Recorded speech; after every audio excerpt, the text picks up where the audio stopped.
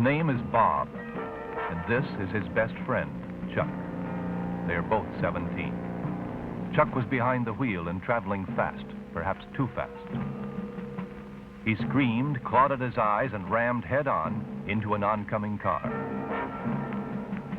Chuck's girlfriend is badly injured. The other driver is dead. And so is Chuck. Why this? What happened? It was only a few short weeks ago, really. Bob and Chuck were friends, good friends.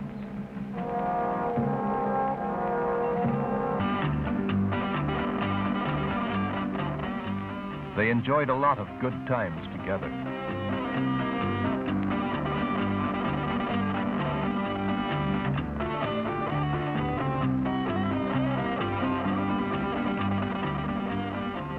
Nothing really unusual about Bob and Chuck, just a couple of guys in the midst of the normal process of becoming adults. Certainly nothing to foreshadow the tragic events in which they were to find themselves, unless it was another group of young people from school. Frank and his group. They too had an interest. Lysergic acid diethylamide, LSD, acid, 25. Take your pick. It's equally dangerous under any name.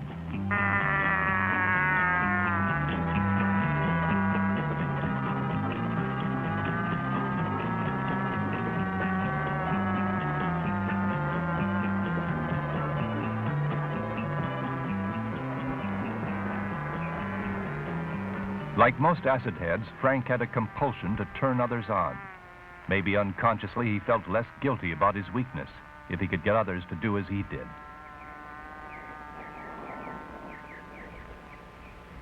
There's a much better way to fly than with toy planes. He tried to be persuasive, but there was something weird about the way he acted. It was an old approach: taunts, dares, ridicule. If you don't turn on, you don't belong. You gotta turn on, tune in, and drop out. Experience the mind-expanding powers of acid. It's psychedelic, baby. That's what it's all about. Bob was not impressed. He didn't know much about LSD, but what he had heard he didn't like. Acid seemed like a whole lot more trouble than it was worth. Sure, taunted Frank, exactly what the establishment wants you to believe, and you just eat it up. Bob wasn't convinced, but Chuck was not quite so unaffected. Although he tried to appear nonchalant, the adventure in it appealed to him.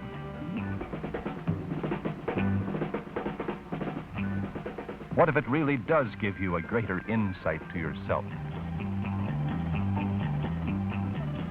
At least we can try the stuff, Chuck argued. What harm can that do? Bob was adamant. It would just be a stupid thing to do. And for the first time, the boys had a real disagreement and went their separate ways.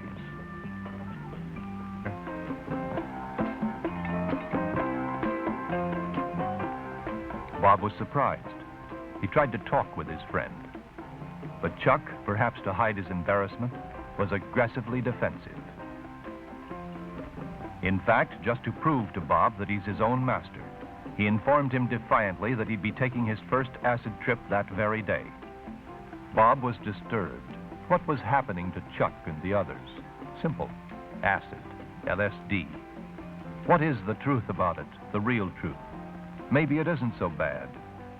Bob decided to find out, not from being told by anyone else, pro or con. He'd make his own inquiries.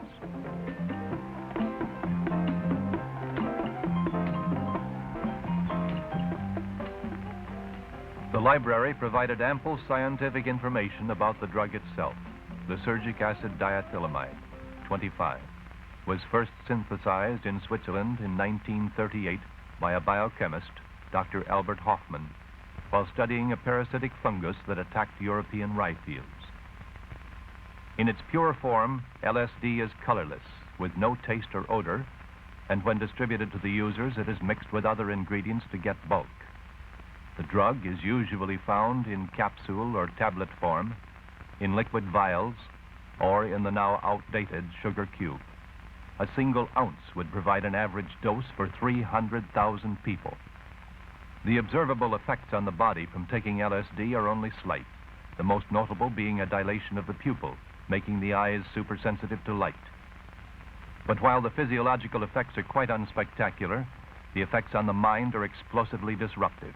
Reaction to the drug is completely unpredictable. It can be the hoped-for heaven or a hell full of horror, and there are all too many cases of young people who have become permanently deranged through a single terrifying acid trip, while many others have cruelly injured or mutilated themselves in their deluded state of mind. There is no sure antidote for a bad trip. Although tranquilizers and barbiturates are used, they are not always effective. No deaths have yet been reported for an overdose of the drug, so the lethal dose is unknown. In some cases, damage may be inflicted on the user's chromosomes, which influence heredity. The younger the person, the greater the damage.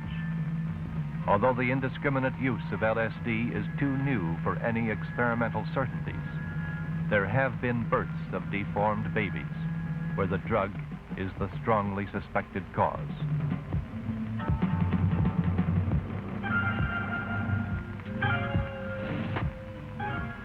And it is a fact that animal embryos have been horribly deformed by mothers who had been given average doses of LSD. The effects of the drug usually end in 6 to 10 hours, but the risk of an unsuspected mental time bomb remaining is always there. Unexpected recurrence of all the effects in their original intensity has been reported as long as a year after the last trip. One of the claims made for LSD is that it frees the mind for creative thinking and work, yet only the opposite has been proven. It is only in the subject's own deranged mind that his abilities are expanded, a cruel self-delusion. Actually, his creativity is so distorted, no relationship to reality is possible. So, while there are bona fide medical uses and benefits to be derived from the drug, the LSD image made popular by certain advocates is based on myth, while the inherent dangers are based on facts. From a legal standpoint, most offenses involving LSD are classified as felonies. Even the possession of a small amount is a misdemeanor. The drug is considered so dangerous that all legitimate manufacturers have ceased production, and LSD is only legally available for research purposes. Therefore, to provide the acid head with his instant escape, the drug is being produced by underground amateur chemists in clandestine, often unsanitary laboratories, where control over quality is a joke, adding yet another danger to an already dangerous drug. And there is also ample evidence that organized crime is enjoying a good piece of the action.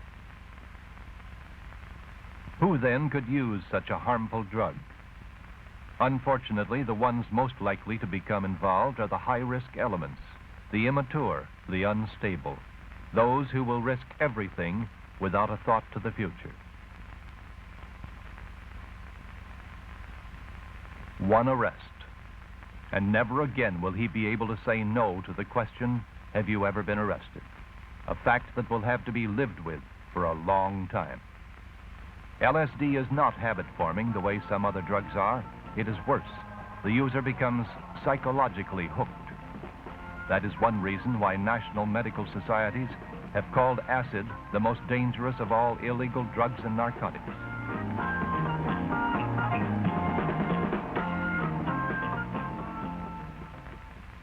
The latest findings after prolonged and exhaustive studies report strong indications of premature aging, increased susceptibility to cancer, especially fatal leukemia, and possible harm to children and even grandchildren through the use of LSD. How dangerous? How serious the permanent damage done? No one knows as yet. The answers will come from those young people who today are willing to use themselves unthinkingly as human guinea pigs.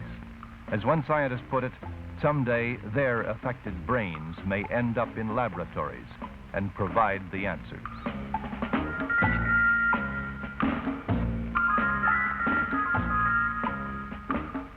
And while Bob was forming his opinions about LSD with facts, Chuck was getting his education firsthand. With an average dose of acid, the first symptoms may come in 15 minutes, but the usual reaction time is about 3/4 of an hour. So, the brave ones wait for an unknown reaction of the mind-distorting drug. Bob dug deeper. He talked with various kids at school whom he knew were or had been on LSD. He was concerned and puzzled by what he found. A definite shift of values was evident in the acid heads, a subtle but unmistakable change in attitude. They displayed a listless indifference instead of their former awareness, morbid introspection in place of productive activity, a disturbing, decaying, wasting away. The more Bob uncovered, the more he saw for himself the hardships and grief suffered by the parents and homes of misguided young people who are too weak to face reality and try to find a quick escape in a world of illusion. Unfortunately, these dreamy, psychedelic trips are very often one way.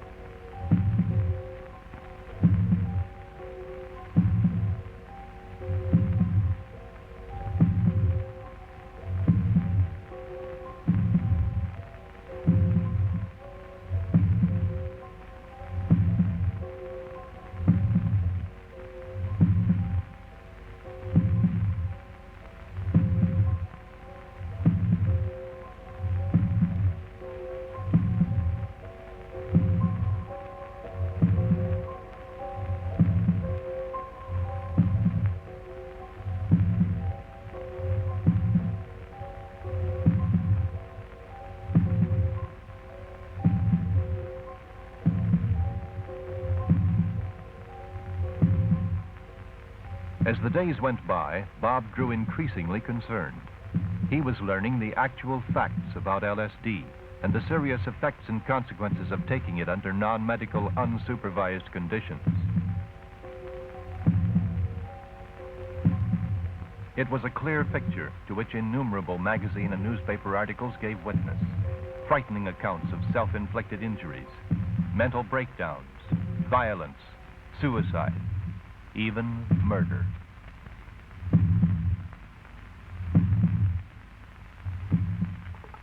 Chuck was also learning new things. Quick, easy ways to pay for his quick, easy pleasures.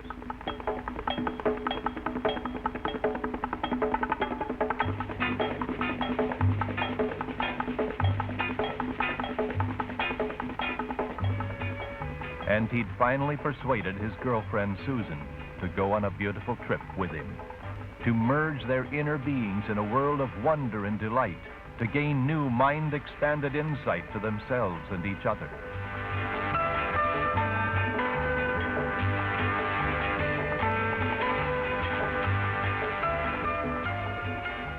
Bob was determined to talk to Chuck and set out to find him.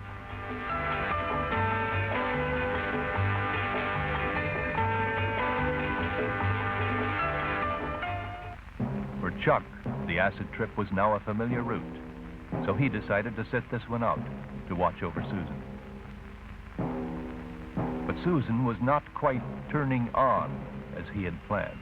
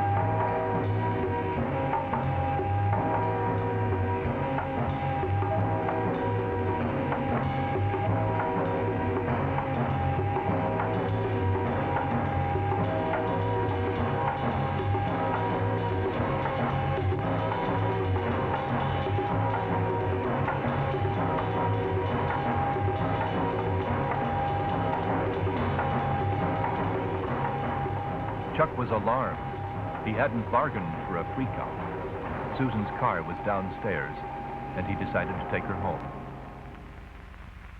Since it seemed impossible for Bob to get to and talk with his friend, he decided to write a letter. Without sounding stupid, Bob tried to put his honest feelings in the letter.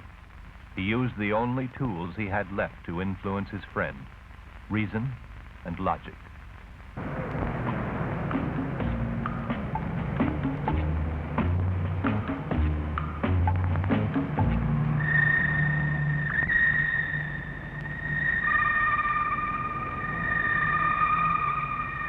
Chuck didn't like it, but it was probably just a harmless little bonus from his last trip.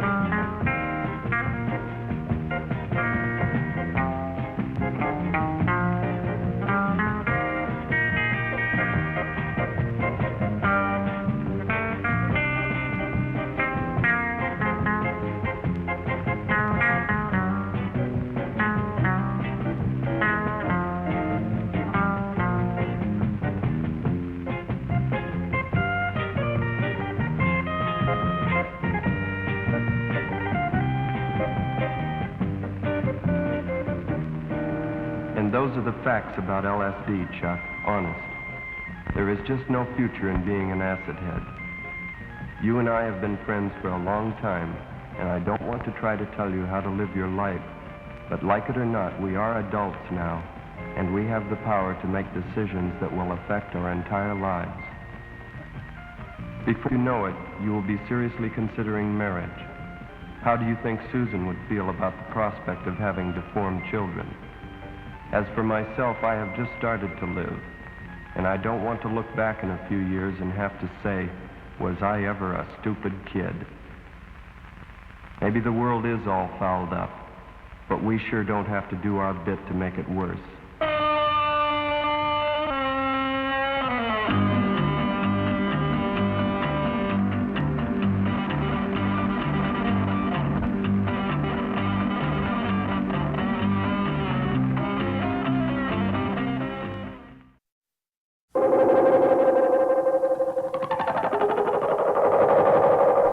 It must